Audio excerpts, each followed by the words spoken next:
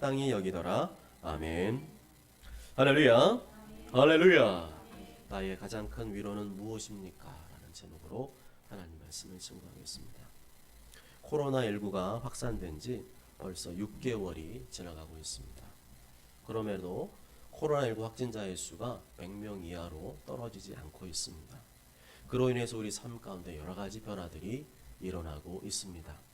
아이들이 집에서 온라인 수업을 하고 있고, 교회도 온라인으로 예배를 드리게 되었습니다. 마트에 갔는데 마스크를 쓰지 않은 사람을 보면 나도 모르게 이상한 눈초리로 그 사람을 쳐다보게 됩니다. 최대한 바깥 외출을 줄이고 식당에서 밥을 사 먹기보다는 편의점 도시락을 사 먹고, 마트에 가기보다는 택배로 주문을 하고, 업무상 꼭 만나야 될 사람이 아니라면 가급적 만나지 않는 분위기로 흘러가고 있습니다. 안 그래도 개인주의가 심각해지고 있는 상황 속에서 코로나19가 여기에 기름을 붓고 있다라는 생각이 들게 됩니다. 그러면서 또 한 가지 문제가 발생하고 있습니다. 이른바 코로나 블루라고 하는 것입니다. 코로나 블루라고 하는 걸 들어보셨습니까? 코로나 블루라는 말은 코로나19와 우울감을 뜻하는 블루, 파란색이잖아요. 블루가 파란색인데 파란색을 또 우울증, 우울감이라고 또 표현합니다. 이 두 가지가 합쳐져서 코로나 블루라는 신조어가 생겨났습니다. 코로나19 사태의 장기화로 인해서 우리의 생활에 큰 변화가 생기면서 생겨난 우울감, 또 무기력증, 그것을 말합니다. 코로나19 자체는 외적인 병이라면 이 코로나 블루는 코로나19 때문에 생겨난 이 내적인 질환, 정신질환이라고 할 수 있습니다. 내가 코로나에 걸리면 어떻게 하나 하는 두려움과 불안함, 마음대로 다니지 못하고 활동하지 못하는 그런 데서 오는 답답함, 그런 데서 오는 우울감, 이런 것들이 정신질환을 유발하는 것입니다. 코로나19 이전에도 삶의 어려움과 고통이 있었던 분들은 코로나19를 만나면서 완전히 쓰나미가 덮친 것 같은 그런 어려움과 고통을 겪고 있으신 것 같습니다. 그럴 때 우리에게는 위로가 필요하죠. 위로가 필요합니다. 가만히 있지 말고 위로받을 수 있는 방법을 찾아봐야 됩니다. 어떻게 위로를 받으면 좋을까요? 어떻게 위로를 받는 것이 합당한 것일까요? 누가 나의 마음을 위로해 줄 수 있을까요? 어제는 TV에서 실내 사이클이 소개되는 것을 봤습니다. 사람들이 바깥 외출을 삼가고 또 집에 있는 시간이 많아지다 보니까 운동을 좋아하는 분들이 운동을 못하니까 실내에서, 가정에서 즐길 수 있는 그런 운동, 스포츠 프로그램들을 만드는 것 같습니다. 이게요, 실제 사이클과 똑같은 모양입니다. 똑같은 사이클이에요. 근데 뒷바퀴만 장치가 돼 있어가지고 그걸 컴퓨터로 조절합니다. 똑같이 사이클 탁 올라타서 페달을 밟으면 이게 앞에 있는 화면을 보면은요, 앞으로 막 전진을 합니다. 그러다가 오르막이 나오기도 하고 내리막이 나오기도 하고 또 커브길이 나오기도 합니다. 그런데 이 오르막이 나오면은요, 페달이 무거워져요. 정말 올라가듯이 이렇게 안장에서 일어나서 막 이렇게 힘차게 굴르지 않으면 안 되고요. 또 내리막이 나오면 페달이 싹 가벼워집니다. 그러면서 옆에서 팬이 돌아가요. 바람이 확 불면서 실제로 사이클 타는 것 같은 그 경험을 하게 해준다고 합니다. 그래서 그렇게 실제로 그 사이클, 이 프로그램, 사이클 제품을 타잖아요. 그러면 막 땀이 엄청나게 난대요. 운동도 많이 된대요. 참 그것을 보면서 야, 저런 방법도 있구나. 운동의 부족을 채울 수 있는 방법도 있고 저거라면 좀 마음이 좀 한결 편안해지겠구나 하는 생각이 들었습니다. 그렇지만 그걸 보면서요, 야, 저거 되게 비쌀 텐데 저렇게 비싼 걸 누가 사서 집에서 쓸 수 있을까? 아마도 제가 볼 때는 한 200만 원은 들어갈 것 같아요. 그걸 누가 사서 집에다 놓고 쓸까 하는 생각도 해보았습니다. 여하튼 간에 코로나19로 생기는 여러 가지 마음의 병, 또 스트레스를 해소하기 위해서 여러 다양한 방법들이 시도되고 있습니다. 앞으로도 더 많은 이러한 제품들이 나올 것이고 더 많은 시도가 있을 것입니다. 그런 것들을 우리가 건전하게 사용하면 도움이 되지만 중요한 것은 그런 것에만 의존하면 그것은 바람직하지 않습니다. 신앙적이지 않습니다. 그런 일반적인 노력과 방법도 강구를 하면서 그런 것들도 필요하지만 그러한 것에만 의존하게 되면 그것은 그리스도인다는 모습은 아닐 것입니다. 그런 생활은 예수님 믿기 전에 충분했던 생활이 아닙니까? 사람 만나고 대화하고 운동하고 여가를 즐기고 술 마시고 그래서 마음의 위로와 위안을 받는 방법은 이전에 충분히 경험하지 않으셨습니까? 저는 그런 생활을 충분히 경험했기 때문에 그게 뭘 의미하는지 압니다. 그때는 좋아요. 사람 만나고 대화하고 술 마시고 놀고 그때는 흥겹고 좋습니다. 그런데 그 다음에 밀려오는 특히나 혼자 사는 사람들은요. 그렇게 사람들을 만나고 집으로 돌아갔을 때 거기서 밀려오는 그 허무함, 공허함은요. 이루 말할 수가 없습니다. 아무도 그 공허함과 허무함을 채워줄 수 없다는 사실을 깨닫게 됩니다. 가끔씩 사람 만나서 소통하고 대화하는 것은 생활의 활력소가 됩니다. 그렇지만 그것을 통해서만 나의 위로를 받으려고 하고 그것을 통해서만 내 마음의 스트레스를 해소하려고 한다면 뭔가 문제가 있습니다. 그것이 과연 하나님께서 기뻐하시는 위로가 될 수가 있겠습니까? 오늘 본문을 보면 스데반이 나오고 있습니다. 스데반이 은혜와 권능이 충만해서 민간에 큰 기사 표적을 행하면서 복음을 전했습니다. 복음을 전하는데 이 복음에 대해서 그 유대인들은 구약 성경을 가지고 있잖아요. 구약 성경을 가지고 그 복음을 듣는 거예요. 그러니까 거기에 대해서 변론이 더 많이 생겼죠. 막 따지고 대들고 논쟁이 벌어졌습니다. 그런데 워낙 스데반이 성령으로 충만하니까 성령께서 지혜로 충만하게 하시니까 그렇게 말을 하니까 상대방들이 이 말을 이길 수가 없는 거예요. 그러니까 사람들이 더 이상 말로는 이길 수가 없으니까 저걸 어떻게 할 수가 없으니까 법으로 눌러야 되겠다. 항상 사단이 뭘 이용하냐면요. 이 법을 이용합니다. 법으로 공식으로 누를 수도 있고 죽일 수도 있잖아요. 그 법을 이용해서 스데반을 고발하고 또 참소를 하기 시작합니다. 스데반이 하지도 않은 말, 스데반이 하나님을 모독했다. 그런 거짓말을 통해서 고발을 했습니다. 그래서 스데반이 공회에 끌려가서 신문을 받게 됩니다. 너 정말 그랬냐? 너 왜 그랬어? 막 이런 신문을 받습니다. 그때 사람들은요, 스데반을 이번에 완전히 매장시키고 죽이기 위해서 거짓 증인들을 세웁니다. 스데반이 성전도 거스를 말하고 율법도 거스를 말하고 하나님도 모독한다. 여러 사람이 그렇게 말하니까 이 재판적인 분위기가 어떻겠습니까? 스데반과는에게는 불이익스러운 방법으로 흘러갔습니다. 다 거짓말이었죠. 다 사기였습니다. 스데반이 원래부터 그런 사람이라면 스데반의 말이 그럴 수도 있겠다 생각할 수 있겠지만 스데반은 전혀 그런 사람이 아니었습니다. 스데반을 고발한 사람들은 자신들이 거짓말하고 있다는 사실을 알면서도 끝까지 오리발을 내밀었습니다. 이렇듯 내가 예수님을 믿는다는 이유로 공격의 대상이 될 수가 있습니다. 내가 예수님을 잘 믿으려고 하면 할수록 더 맹렬한 공격을 받을 수가 있습니다. 말도 안 되는 이유와 거짓 모함으로 내 삶에 고통과 어려움을 줄 수가 있습니다. 그럴 때 우리의 마음이 위축됩니다. 낙심됩니다. 회의감이 듭니다. 다운이 됩니다. 사실은 그러한 현상들이 나타나는 이유는 마음의 준비가 되어 있지 않기 때문입니다. 예수님을 잘 믿으려고 하다 보면 하나님 뜻대로 살려고 하다 보면 반드시 그러한 일이 있다는 생각을 하고 살아야 됩니다. 이런 마음의 준비를 하지 않고 사니까 그러다가 어려움 만나게 되면 당황하게 됩니다. 분노하게 됩니다. 멘붕이 옵니다. 두려움에 빠지게 됩니다. 성경을 보면 믿음의 사람들은 그러한 과정들을 다 거쳐왔습니다. 그런 줄 알고 있었고 그런 상황을 만나면 의연하게 하나님의 뜻대로 행하였습니다.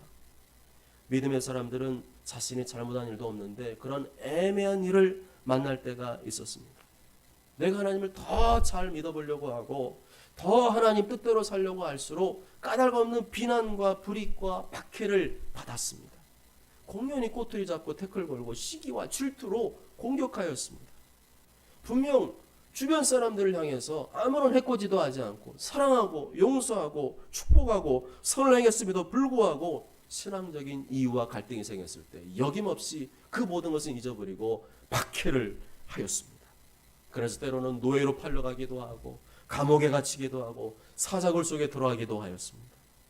그럴 때 그들이 당했던 그 마음의 심적 압박과 고통감은 얼마나 컸을까요?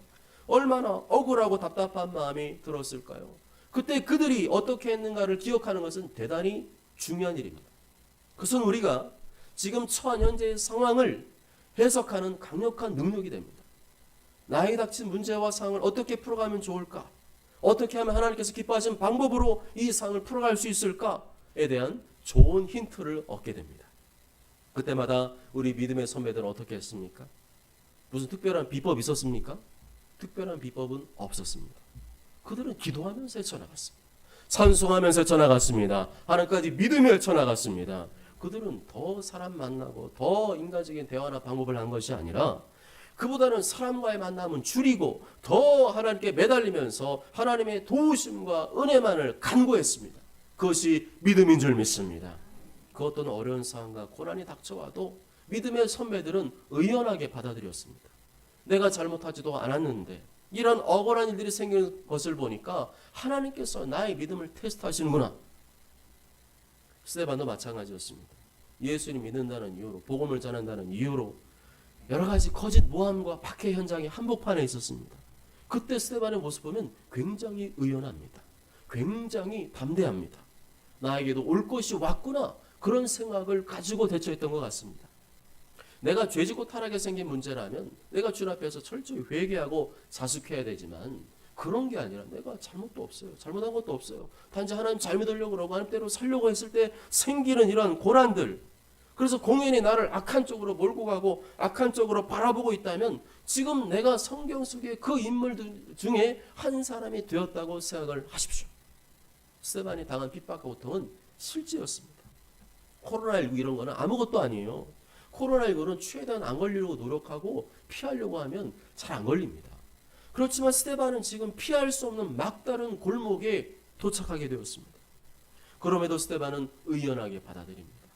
왜 나에게 이런 일이 생긴 거지? 내가 뭘 잘못했다고 하나님 나에게 이런 시련을 주시는 거지? 라고 생각하지 않았어요. 이 암담한 현실을 도피하거나 도망치지 않고 극단적인 선택을 하지 않았습니다.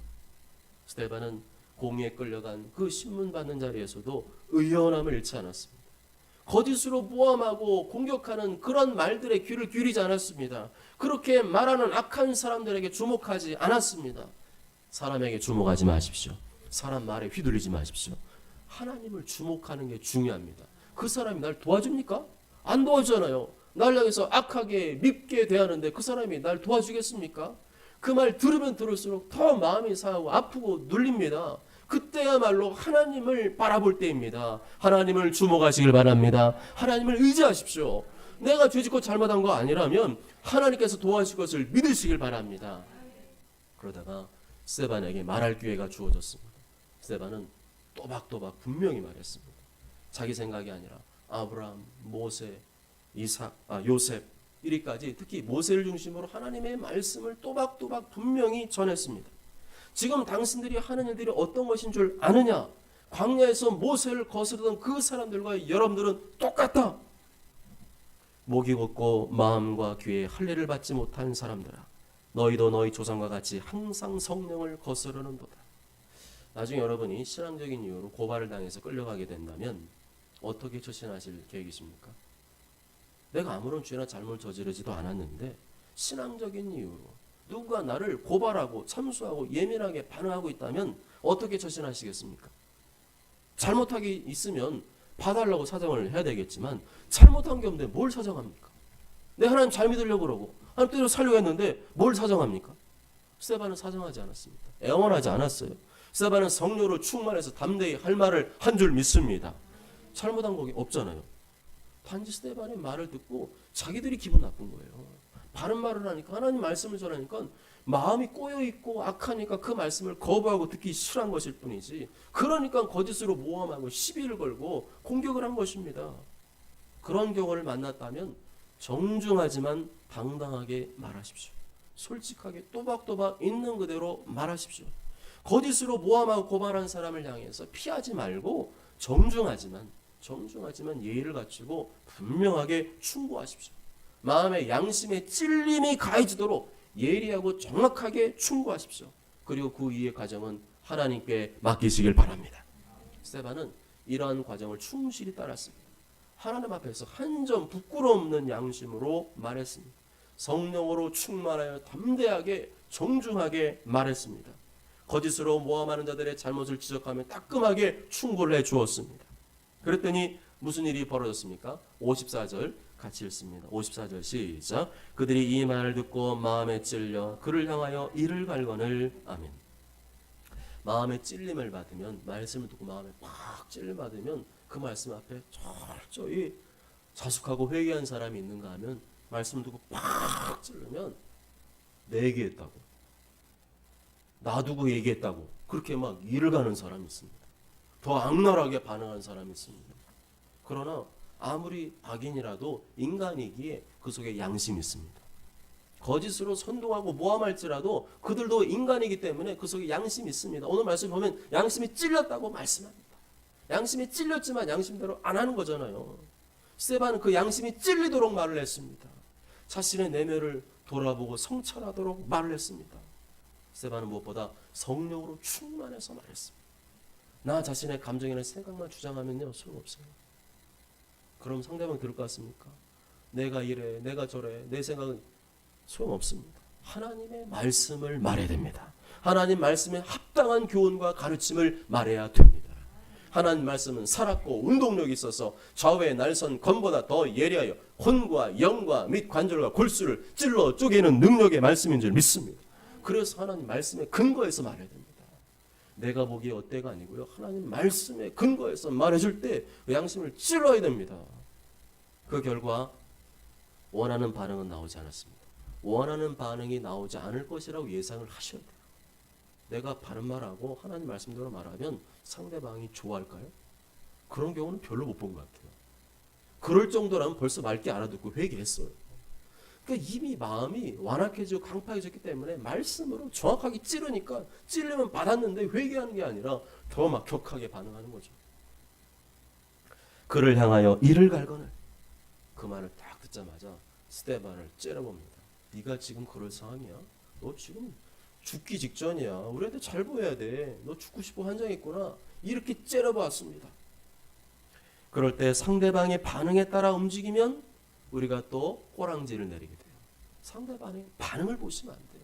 반응이 아니라 내가 하나님 말씀을 전한 것이 중요합니다. 대신에 막 이렇게 너무 냉정하게 전하시면 안 돼요. 하나님 말씀 전할 때는요. 냉정하게가 아니고 사랑이 담겨서 전해야 돼요. 사랑이. 예의를 갖추고 정중하게. 너 들으라 듣고 말라 말아 이렇게 하시면 안 돼요. 그렇게 하면 그거는 말씀을 전하는 성령 충만한 사람의 모습으로 전하시길 바랍니다.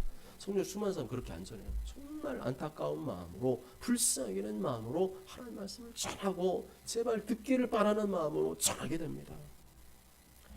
그렇지 않으면 온전히 말씀을 전하지 않고 또 막 물타기 합니다. 하나님 말씀에 인간적인 생각, 내 생각 다 붙여가지고 두리뭉실하게 전해봐야 소용없어요. 스데반은 그러지 않았습니다. 스데반은 상대방의 반응과 상관없이 신앙의 중심을 지켰습니다. 뜻을 굽히지 않았습니다. 그 결과 누가 함께 하셨어요? 성령님이 함께 한 줄 믿습니다. 성령으로 충만하게 하셨어요. 스데반은 성령 충만해서 하늘을 우러러보았습니다. 왜 스데반이 하늘을 우러러보았을까요? 사람 보면 시험 들잖아요. 사람 보면 시험 들기 때문입니다. 사람이 하는 말을 들으면 상처를 받기 때문입니다. 스데반은 뭘 봐요? 하늘을 바라봤어요. 55절과 56절 봅니다. 시작. 스데반이 성령 충만하여 하늘을 우러러 주목하여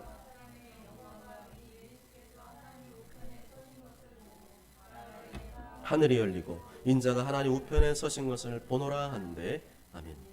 스데반이 하늘을 우러러 보았을 때 무슨 현상이 일어났습니까? 하늘이 열렸습니다.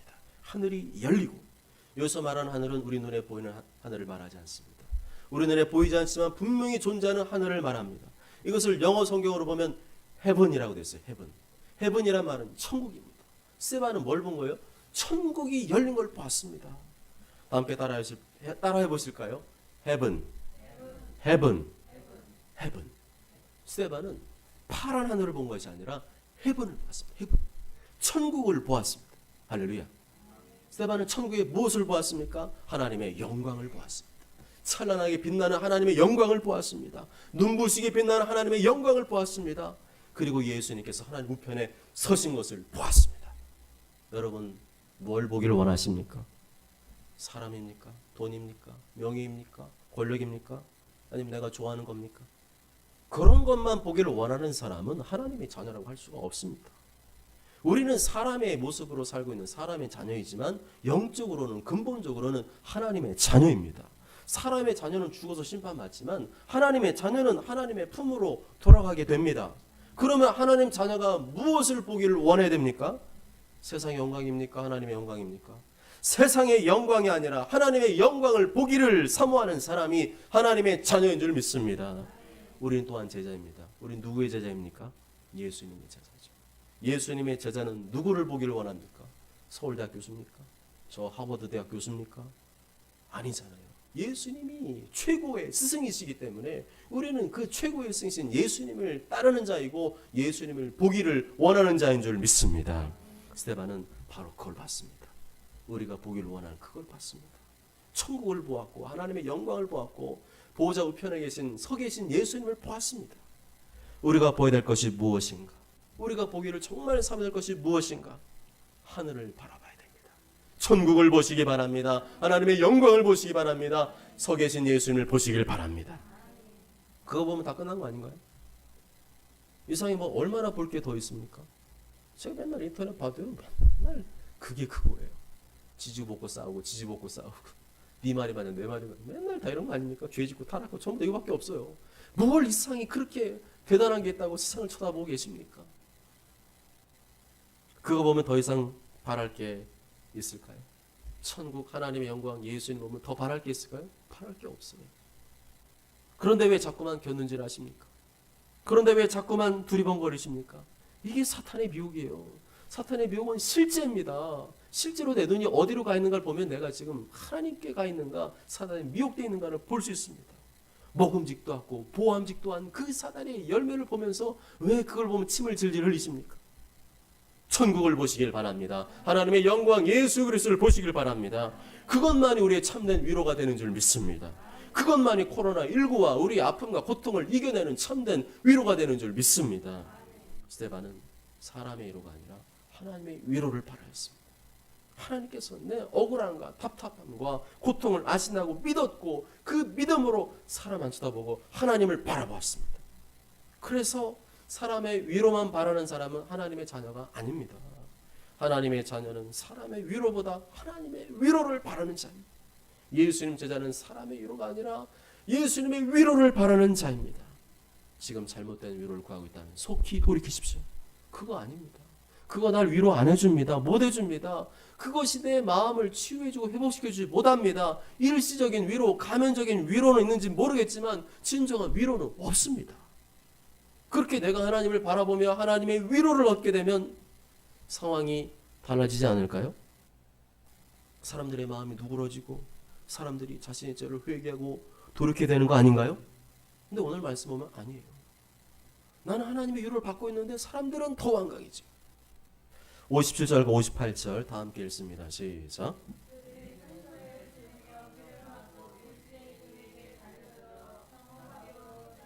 돌로 칠세 증인들이 옷을 벗어 사울이라는 청년의 발 앞에 두니라. 아멘. 스데반이 하늘이 열리고 인자가 예수님께서 하나님 우편에 서신 것을 보더라 말했더니 사람들이 두려워하는 게 아니라 어때요? 일제히 이를 갈며 달려들기 시작합니다. 이놈이 미쳤구나 하면서 막 돌을 치고 막 달려드는데 미친 애처럼 막 고함을 지르면서 귀를 막고 달려. 귀를 막고 성 밖으로 내치고 드디어 스데반을 돌로 쳐 죽이기 시작합니다. 완전 이성을 잃어버렸습니다. 그때 한 사람의 이름이 등장하죠. 잠깐 등장합니다. 그 사람이 누굽니까? 사울입니다. 사울이라는 이름은 히브리식 이름이고 바울이라는 이름은 로마식 이름입니다. 이름이 바뀐 게 아니고요. 그 신분증에도 보면 영문식 표기가 있고 또 한글식 표기가 있죠. 그런 것처럼 그냥 유대인들 앞에서는 그냥 사울이라 부르는 게 훨씬 편하고 또 로마에 가서는 로마식 바울 이름을 불렀습니다. 처음에는 이런 사울이라는 이름을 썼다가 나중에 이방인 선교가 하나님의 부르심이었거든요. 그러니까 이름을 사울이라는 이름을 안 쓰고 바울이라는 이름을 쓰기 시작합니다. 중요한 것은 예수님 믿기 전에 바울, 회심하기 전에 바울이 스데반을 돌로 쳐 죽이는 그 현장에 있었다는 겁니다. 돌로 쳐 죽이라고 허락할 수 있는 권한을 가진 높은 자리에 있었다는 겁니다. 8장 1절에 보면 사울은 그가 죽임당함을 마땅히 여기더라. 회심하기 전에 바울은 스데반을 돌로 쳐 죽여야 된다고 생각을 했습니다. 아주 교회를 싫어하는 사람이었어요. 그리스도인을 싫어했습니다. 싫어하는 정도가 아니라 아주 경멸하고 미워했습니다. 예수 믿는 것들은 다 죽여야 된다고 생각을 했습니다. 제가 그랬습니다. 스데반은 날아오는 돌을 막기 위해 온몸을 웅크리고 두 손으로 얼굴을 감쌌을 것입니다. 잠시 후에 스데반의 머리에서 얼굴에서 피가 터지고 흘렀을 것입니다. 이루 말할 수 없는 고통을 느꼈을 것입니다. 스데반은 그 이루 말할 수 없는 아픔과 고통을 느끼면서 마지막으로 부르짖어 기도했습니다. 주 예수여 내 영혼을 받으시옵소서. 주 예수여 내 영혼을 받으시옵소서. 주 예수여 내 영혼을 받으시옵소서. 스데반은 끝까지 사람에게 구걸하지 않았어요. 끝까지 사람에게 애원하지 않았습니다. 여보세요, 나를 한 번만 살려주세요. 내가 뭐든 다 할 테니까 한 번만 살려주세요. 그러지 않았어요. 스데반 예수님께 부르짖었습니다. 돌에 얻어 터지면서도 주 예수여 내 영혼을 받으시옵소서. 주 예수여 내 영혼을 받으시옵소서. 영적 자존심을 지키시길 바랍니다. 하나님의 자녀로서의 자존심을 지키시길 바랍니다. 사람에게 애걸복걸하지 말고 하나님께 애걸복걸하시기 바랍니다. 사람에게 애걸복걸하면요 버림을 당하고 부끄러움을 당합니다. 그렇지만 하나님께 애걸복걸하면 하나님께서 위로해 주시고 끝까지 하나님 뜻을 이룰 수 있도록 도와주신 줄 믿습니다. 그렇습니다. 내가 믿음 생활 잘 하려고 하면, 내가 예수님 더 잘 믿으려고 하면 이상하게 더 어려운 일이 생기고 박해가 생깁니다. 사실은 이상한 일이 아니라 정상이에요. 그때 예수님께서 나를 지켜보고 계십니다. 너 잘못 안 한 거 나 알고 있어. 그런데 네가 지금 약하잖아. 사람한테 또 흔들리잖아. 난 그게 싫다는 거야. 예수님 그걸 지켜보고 계십니다. 내가 어떻게 하는지, 어떤 생활, 어떤 선택을 하고 있는지를 지켜보십니다. 특히 사람을 의지하는지 예수님을 의지하는지를 지켜보십니다. 사람 의지하면 불합격이에요. 너 또 불합격이구나. 넌 중요한 순간만 되면 또 사람 보고 사람 의지하는구나. 그러면 일시적으로 문제가 해결이 되는 것 같습니다. 그렇지만 또다시 끊임없는 고난과 어려움이 밀려옵니다. 그러나 힘들어도 막막해도 예수님을 선택하면 합격입니다. 일시적으로 막막할 수 있어요. 내가 하나님 뜻을 따르기로 했는데 뭐 아무것도 상황은 바뀌지 않는 것 같은데 막막할 수 있지만 올바른 선택을 했기 때문에 하나님께서 예비하신 은혜와 복이 있는 줄 믿습니다. 그래서 우리는 어렵고 힘들수록 하나님의 뜻과 예수 그리스도를 위로를 바라야 됩니다. 스데반이 그렇게 부르짖어 기도하다가 무릎을 꿇고 마지막으로 한 번의 기도를 하고 순교를 하게 됩니다. 60절 말씀 다 함께 읽으실까요? 60절 시작. 무릎을 꿇고 크게 불러 이르되 이 죄를 그들에게 돌리지 마옵소서. 이 말을 하고 자니라.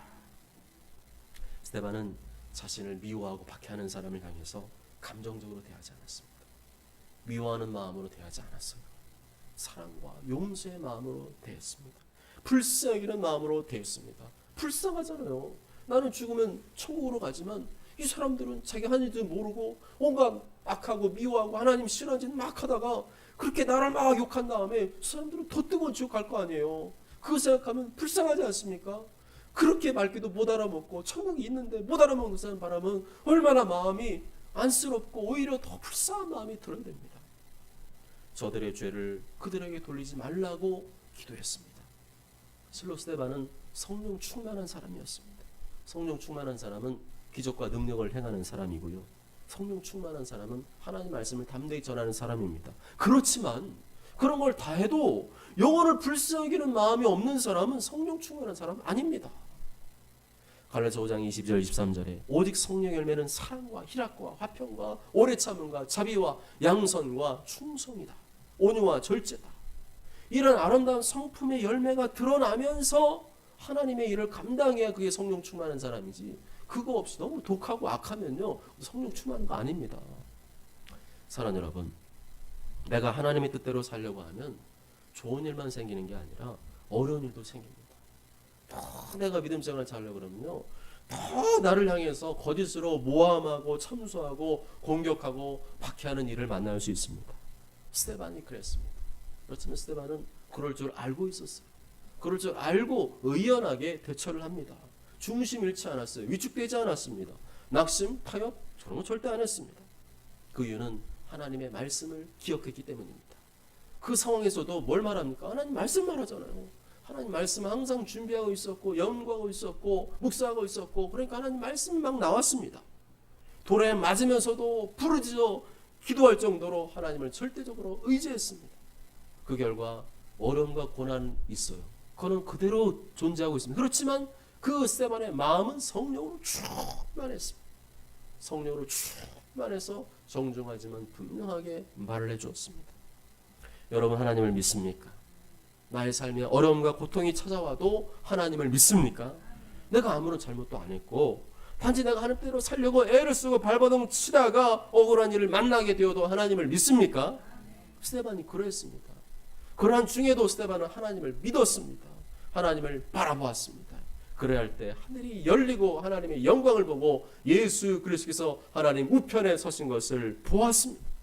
스데반의 유일한 위로는 바로 그것이었습니다. 모쪼 저는 모두가 더 예수님 사랑하고 더 하나님 뜻대로 살려고 하면 할수록 다가오는 고난과 어려움이 있음을 기억하시고 그것은 이상한 것이 아니라 당연히 올 수 있는 것으로 기억하시고 그럴수록 더 하나님만 바라보고 예수님만 의지하여 의연히 주의 길 걷게 되시길 주님의 이름으로 축복합니다. 아멘. 함께 기도하시겠습니다.